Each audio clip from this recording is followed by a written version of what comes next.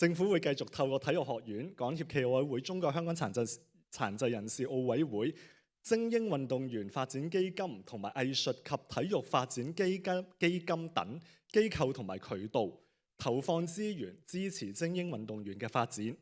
無論係精英培訓、運動員嘅財政資助、運動員嘅科學同埋醫學支援、參賽資助同埋運動員嘅雙軌發展，我哋每年嘅投入嘅力度都係越嚟越多，務求令運動員專心訓練、全心比賽。第20屆亞運會好快就會舉行啦，頭先主席都提到，仲有不到40日，我哋嘅運動員同埋教練咧都全力喺度備戰。我藉此呢個機會咧，就祝願中國香港代表隊嘅運動員再一次超越自我，再創高峰。其實我覺得我成日都仲有進步嘅空間嘅。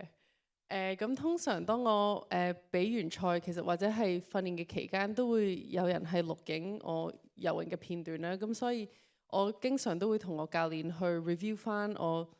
嗰啲片段咧，咁就睇下究竟有啲乜嘢地方係可以進步嘅。咁就每次可能揀1至2樣嘅 area 咁樣去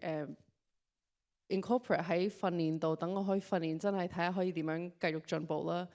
咁喺泳池以外，其實都有好多地方係可以改善嘅。咁我就會同我嘅 support system 咧，我嘅 support network 就睇下我哋點樣可以喺無論係我嘅飲食方面啊、recovery 啊、物理治療啊、心理情緒心理等等啲方面，究竟有乜嘢 area 可以繼續再做好啲咁樣？咁我就會同佢哋傾下，就有個 plan 咁樣咯。